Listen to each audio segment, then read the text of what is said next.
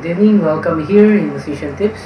Good day, and I want to greet you mga ka-worship, and this channel is all about music ministry talks and worship ministry talks. By the way, first of all, thank you for clicking on my channel.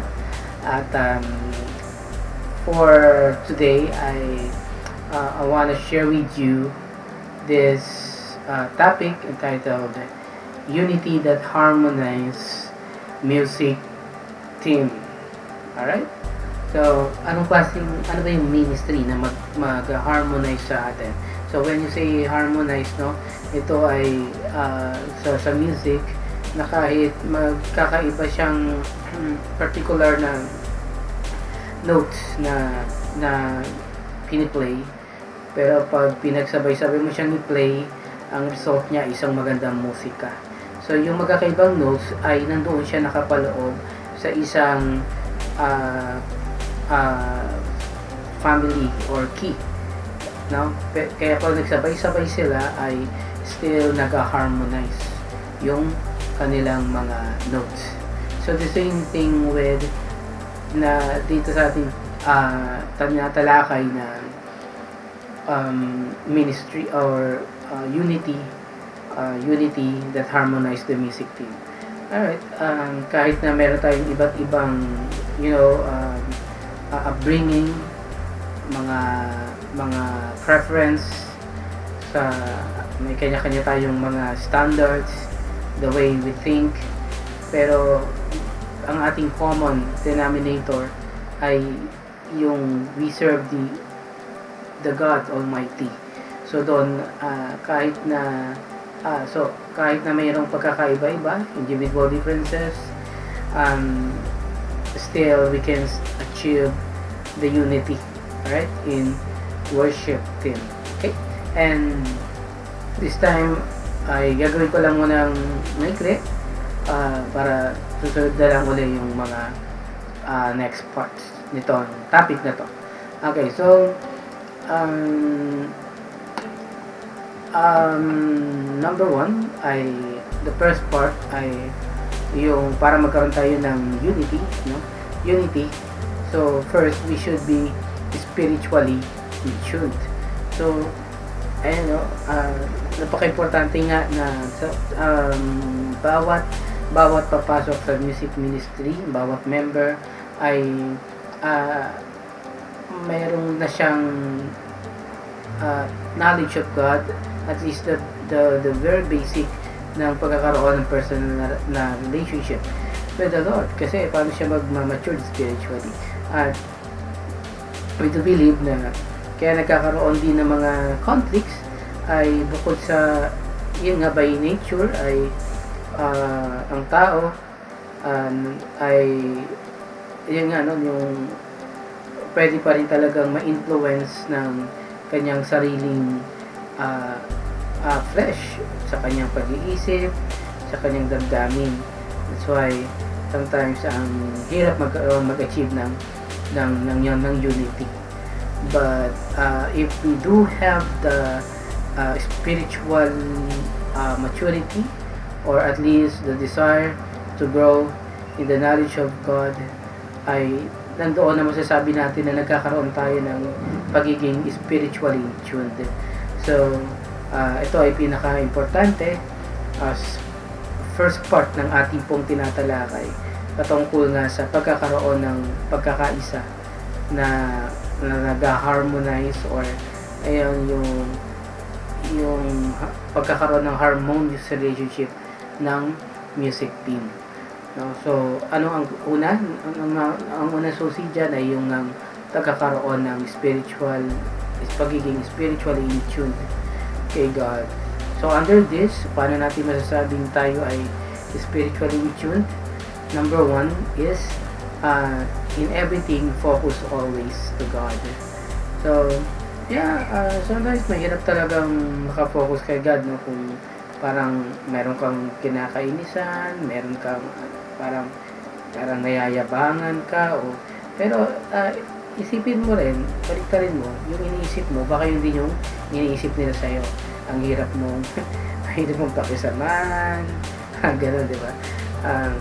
Nayayabangan pala sa'yo. So, akala mo, na, sabi niyo, ko nga dyan, bakit yung biro nga din, bakit gusto ba nila sa'yo? Parang gano'n, di ba? So, dito, ang focus, ang point is, sa lahat ng bagay, ay, kailangan dito ay yung ang tuon ng ating attention, paningin, pandinig, everything sa buhay natin ay yung si God. Sabi nga, di ba? Look unto Jesus, the finisher and perfecter of our faith. Yan, mayroong nagsabing ganito, ang hirap kasing para bang ang tawag doon, ang hirap daw na andun yung kinakatisura mo sa church. Mahirap daw magsimba na nakapikit. Parang gano'n. Okay. So, yes, in a certain degree, no, ay maring tama siya. There's struggle.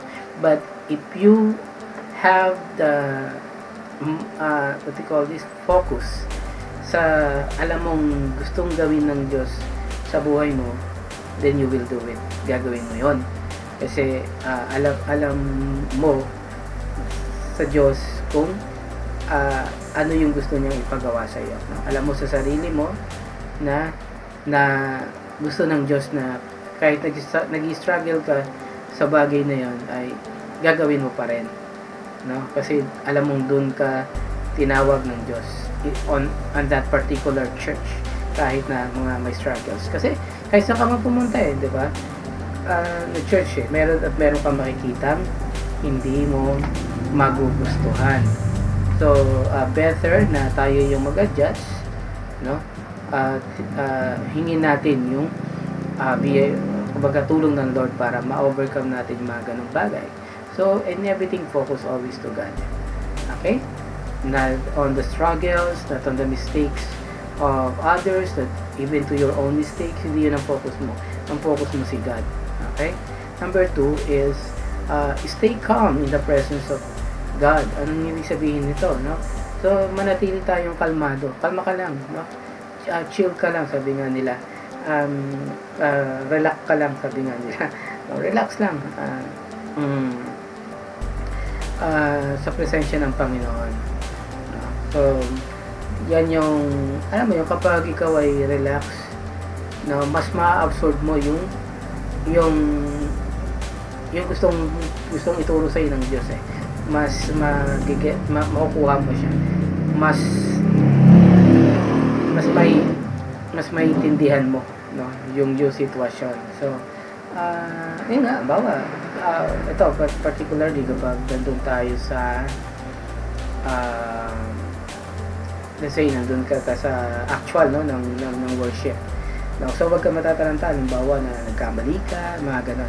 It's a normal thing kung nagkakamali talaga, pero yun nga, stay calm para nandun ka pa rin sa madali ka makakabalik dun sa focus mo. Okay? And then number 3 is Jesus is the center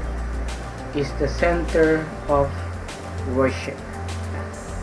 Okay, so yun nga, parang gawin yan yung focus si God. And then number 3, yung Jesus is the center, no? In everything, si Jesus yung iyong motivation. In everything, si Jesus yung gagawin mong tawag doon, strength, no, in times na nanghihina ka na. And of course si Jesus ang center ng pagsamba mo, kaya mo siya ginagawa, kaya ka sumasamba ay dahil gusto mong bigyan ng papuri, pagsamba, pagpapasalamat, pagdakila, to glorify your God. So because Jesus is the center of your worship. Okay, so This time, dito lang muna. Paputulin ko muna. And see you on my next video. Again, what are those things, no? That unity, that harmonized music team. Ano yun? So, yun nga. The first is be spiritual in tune. And under with that main point is in everything, focus always to God. Number 2, stay calm in the presence of God. Number 3, Jesus is the center of your worship. Okay, salamat ulit and God bless sa'yo. At see you on my next video. Bye-bye.